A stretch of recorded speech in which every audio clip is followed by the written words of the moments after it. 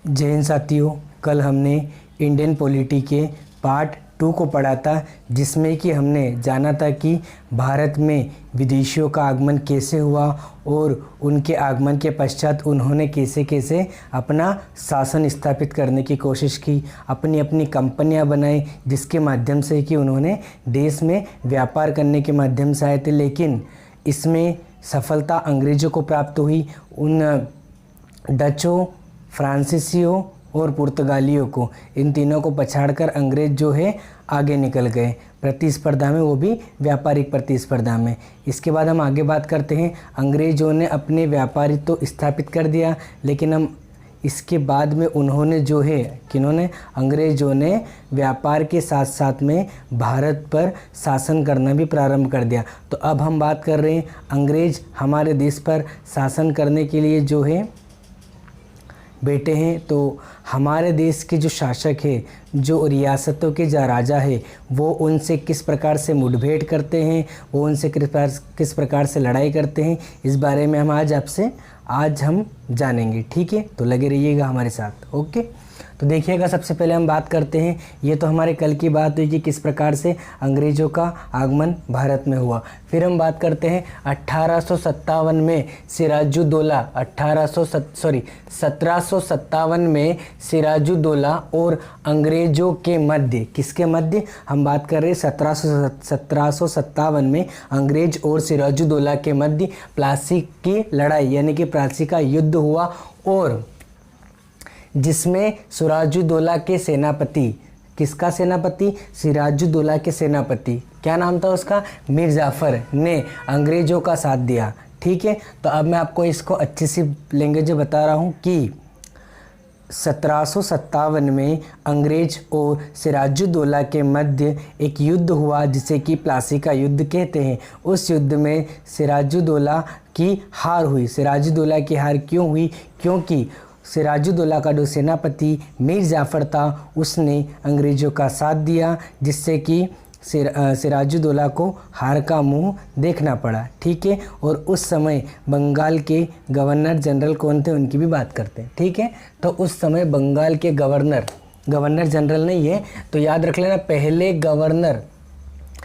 Governor कहाँ के, पहले बंगाल के गवर्नर थे। भारत के गवर्नर बाद में बनते हैं, पहले वो केवल भारत आए थे, और वहाँ पर जो है पहले गवर्नर बंगाल के कौन थे, रॉबर्ट क्लाइव। कब, 1757।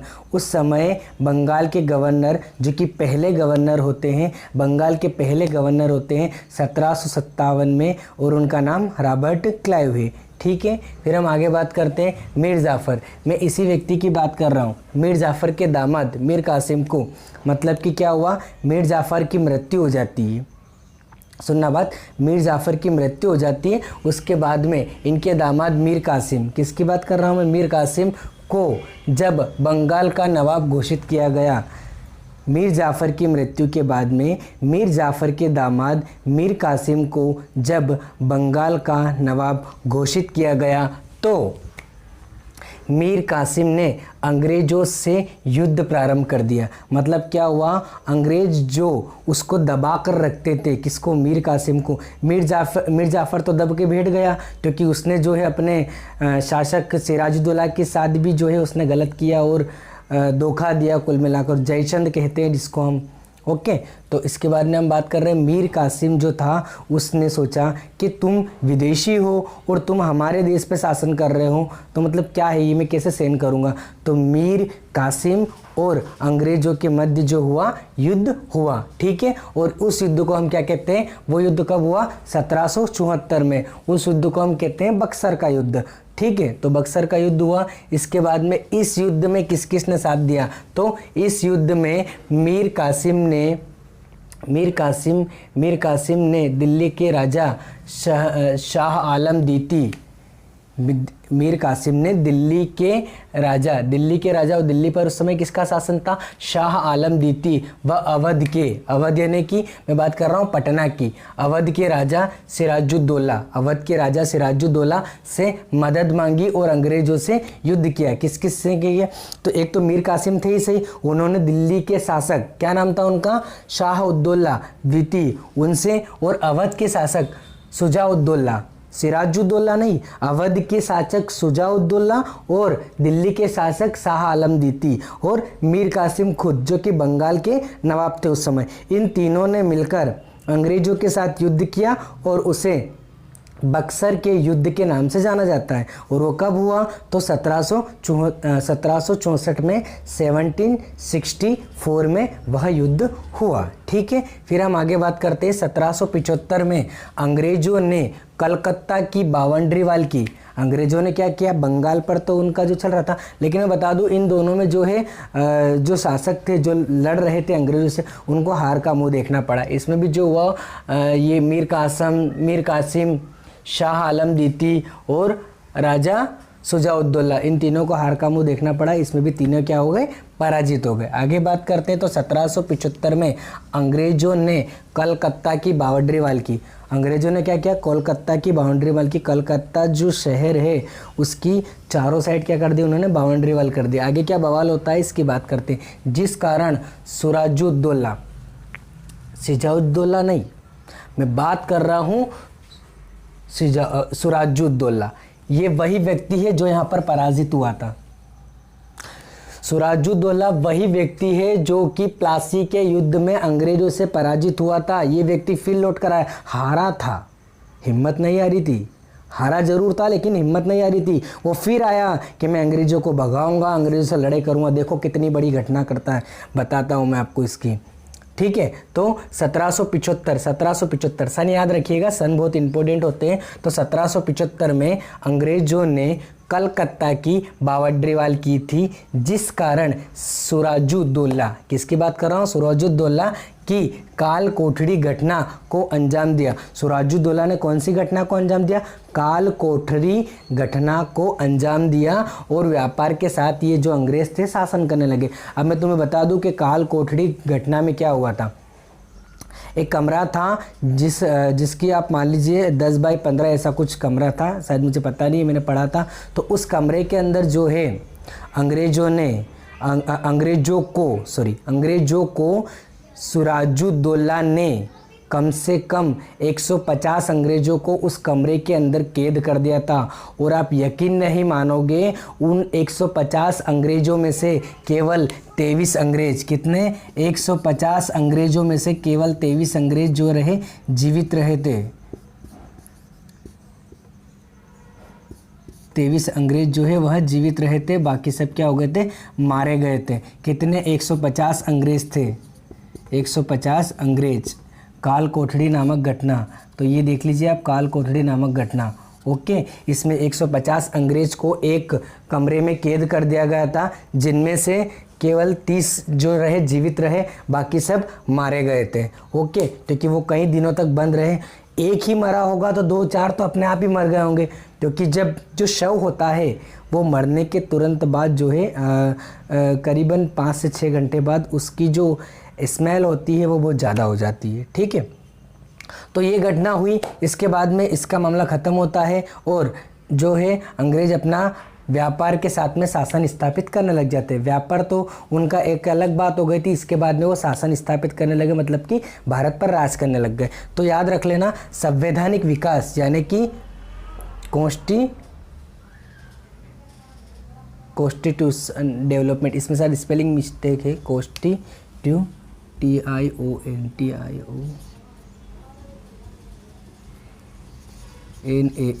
कॉन्स्टिट्यूशनल डेवलपमेंट, इसकी बात कर रहा हूँ मैं। संवैधानिक विकास, कॉन्स्टिट्यूशनल डेवलपमेंट, तो इसकी बात कर रहा हूँ। तो ये क्या था, तो इसके बारे में बता रहा हूँ कि जैसे ही अंग्रेजों ने भारत पर राज करना प्रारंभ किया तो अंग्रेजों को इंग्लैंड से कुछ पत्र आते थे, कुछ लेखन क्रिया आती थी, जिनके माध्यम से उन्हें बताया जाता था कि अब तुम्हें भारत में व्यापार के स्थान पर शासन स्थापित करना है, और वो कैसे करना है ये सब जो है अंग्रेज़ों को बताया जाता था। तो ठीक है, किस प्रकार से अंग्रेज भारत पर शासन स्थापित करते, एक एक लेख आता था। जिस प्रकार से कोई बिल पास होता है ना संसद में और बोले तुम्हें ये करना है वो करना है, उसी प्रकार से जो है इंग्लैंड ब्रिटेन से लेकर आ रहा था भारत पर शासन करने के लिए। कितने शर्म की बात है उस समय की।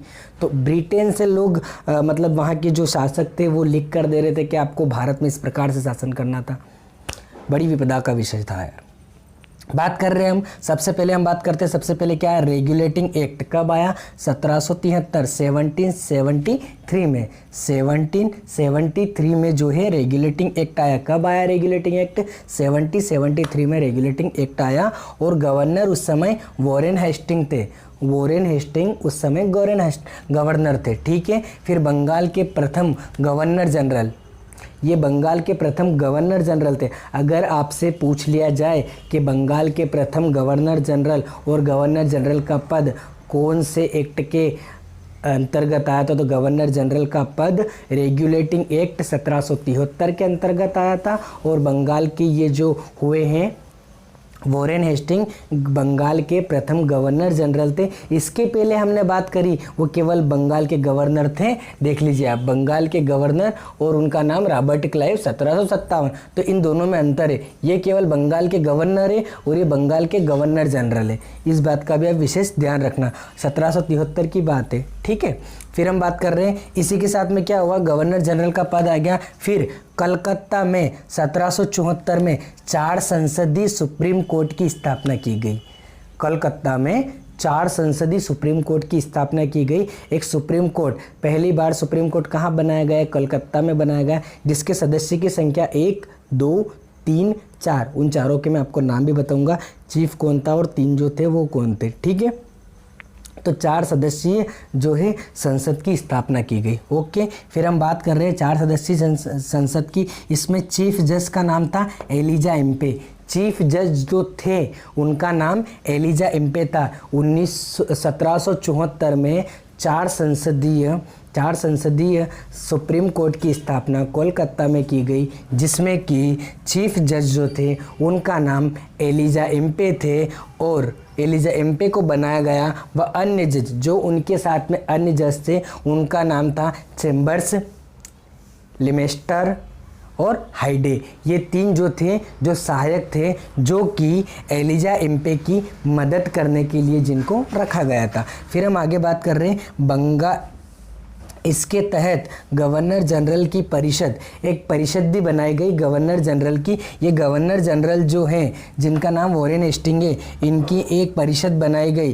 परिषद जिसे कि हम कौंसिल बोलते हैं, में 4 सदस्य रखे गए जो कि बंगाल के गवर्नर जनरल के कार्यों में सहायता करते थे। मैंने आपको बताया कि बंगाल के गवर्नर जनरल, उसके लिए भी 4 सदस्य रखे गए। बंगाल के जो गवर्नर जनरल बने वॉरेन हेस्टिंग, उनके लिए भी 4 सदस्य रखे गए। और बंगाल में कोलकाता में पहली बार जो सुप्रीम कोर्ट की स्थापना हुई उसमें भी जो है 4 रखे गए, जिनमें से एक चीफ थे, उनका नाम था एलिजा एम्पे, और बाकी जो 3 थे उनका नाम चेम्बर्स, लिमेस्टर और हाइडे था, ठीक है। बहुत अच्छे से समझ आ रहा होगा, ना आए तो आप कमेंट सेशन में मुझे ज़रूर बताएं, ठीक है। इसके तहत ये तो हमने पढ़ लिया कौन से रखे गए। फिर हम बात कर रहे हैं ये जो था रेगुलेटिंग एक्ट, इसका काम अब ख़त्म हो जाता है। क्या हो जाता है, इसमें क्या हुआ, इसमें एक तो सुप्रीम कोर्ट की स्थापना हो गई और एक जो है गवर्नर जनरल वॉरेन हेस्टिंग के लिए 4 सदस्यीय परिषद की स्थापना हो गई। इन दोनों की जो स्थापना, ये सब आपसे एग्जाम में पूछे जाते हैं, ठीक है। तो रेगुलेटिंग एक्ट अब खत्म हो जाता है, वॉरेन हेस्टिंग का जो है प्रथम गवर्नर जनरल का पद मिल जाता है। अब हम आगे बात कर रहे हैं बंगाल के, ये भी हो गया। अब आता है Pitt's India act 1784। Regulating act के बाद में पिट्स इंडिया एक्ट आता है। पिट्स इंडिया एक्ट इसके ठीक 11 साल बाद आता है। किसके, 1773 में रेगुलेटिंग एक्ट आता है। यहाँ तक ये प्रोसेस चलती रहती है। उसके बाद में उसके 11 साल बाद 1784 में पिट्स इंडिया एक्ट आता है। पिट्स यानी कि पिट्स वहाँ की जो उस समय शासक थे, उनके नाम के पीछे पिट्स लगा होता था, तो उन्हीं के जो शासक के पिट्स इंडिया एक्ट, जैसे कि पिट्स ने भेजा तो उनके नाम से पीछे, उनके नाम से ही जो है वो एक्ट बन गया, जिसका नाम कि पिट्स इंडिया एक्ट पड़ा। वो कब आया, 1784 में आया। इस एक्ट के द्वारा दोहरा प्रशासन आरंभ हुआ। दोहरा प्रशासन यानी कि प्रशासन को यहाँ पर कुछ नियमित, जो कि बहुत ही कम स्थिति में लागू किया गया था। उसी प्रकार से दोहरा प्रशासन यानी कि प्रशासन को बढ़ाया गया, प्रशासन को जो है अपने शासन को बढ़ाया गया। देखिएगा आगे क्या होता है, ठीक है। तो दोहरा प्रशासन लागू हुआ और प्रशासन को बढ़ाया गया। इसमें क्या हुआ, पिट्स इंडिया एक्ट में क्या होता है, बोर्ड ऑफ डायरेक्टर, दो परिषद का गठन किया जाता है। एक होती है बोर्ड ऑफ डायरेक्टर और एक का नाम होता है बोर्ड ऑफ कंट्रोलर। एक का नाम क्या होता है, बोर्ड ऑफ कंट्रोलर, और एक का नाम होता है बोर्ड ऑफ डायरेक्टर। तो बोर्ड ऑफ डायरेक्टर, इसमें सदस्य की संख्या 6 होती है, जो कि व्यापारिक, जो क्या होते हैं, व्यापारिक मामले में नियंत्रण स्थापित करते हैं। याद रख लेना, पिट्स इंडिया एक्ट जो कि 1784 में आया था, उसकी अगर हम बात करें तो उसमें बोर्ड ऑफ डायरेक्टर की बोर्ड ऑफ डायरेक्टर की स्थापना की गई, जिसकी सदस्य संख्या 6 थी, जो कि व्यापार को लेकर अपने कार्य करती थी, व्यापारिक मामले में नियंत्रण स्थापित करती थी। कौन, बोर्ड ऑफ डायरेक्टर, ठीक है, व्यापार को लेकर अपना नियंत्रण स्थापित करती थी। पिट्स इंडिया एक्ट 1784 के अंतर्गत इसको लाया गया। फिर हम बात करते हैं board of controller. Board of controller ये कब आया, तो ये भी 1784 में आया, ठीक है। इसमें कितने, इसमें सदस्य की संख्या 7 है और राजनीतिक मामले पर नियंत्रण स्थापित करते थे, राजनीतिक मामले पर नियंत्रण स्थापित करते थे। बोर्ड ऑफ डायरेक्टर का काम क्या था, बोर्ड ऑफ डायरेक्टर का काम था कि वो व्यापारिक मामले में नियंत्रण स्थापित करते थे। और इस विवाद में हम बात करते हैं बोर्ड ऑफ कंट्रोलर, इनके किनका काम क्या था, ये राजनीतिक मामले में जो है अपने नियंत्रण स्थापित करते थे। बोर्ड ऑफ डायरेक्टर की सदस्य संख्या 7 थी और बोर्ड ऑफ कंट्रोलर के सदस्य की संख्या बोर्ड ऑफ डायरेक्टर के सदस्य की संख्या 6 थी और बोर्ड ऑफ कंट्रोलर के सदस्य की संख्या 7 थी, ठीक है। तो फिर मैं आपसे बात कर रहा हूं कि प्लासी का युद्ध, प्लासी का युद्ध कब हुआ, प्लासी का युद्ध 1757 में शासक, बंगाल के शासक सिराजुद्दौला और अंग्रेजों के मध्य हुआ। फिर हम बात कर रहे हैं बक्सर का युद्ध। बक्सर का युद्ध 1764 में मीर कासिम और उनके 2 सहायक मित्र और अंग्रेजों के मध्य हुआ, जिसे कि बक्सर का युद्ध कहते हैं, ठीक है। फिर जो है 1757 की बात, 1775 की बात करें तो 1775 में कोलकाता की बाउंड्री वाल की गई थी, जिसमें कि सिराजुद्दौला जो थे उन्होंने क्या किया था, काल कोठड़ी नामक घटना का अंजाम दिया। कब दिया, 1775 में सिराजुद्दौला ने काल कोठड़ी नामक घटना का अंजाम दिया, जिससे कि अंग्रेजों को कम से कम 150 अंग्रेजों को एक कमरे में कैद कर दिया, जिससे कि दम घुटने से उनकी मौत हो गई, जिसमें से कुल 23 अंग्रेज बचे थे जो कि बाकी रह गए थे। फिर हम बात कर रहे हैं संवैधानिक विकास की बात करते हैं। तो संवैधानिक विकास में सबसे पहले 1773 में रेगुलेटिंग एक्ट आया, जिसके माध्यम से अंग्रेजों ने अपने सुप्रीम कोर्ट की स्थापना की, ठीक है।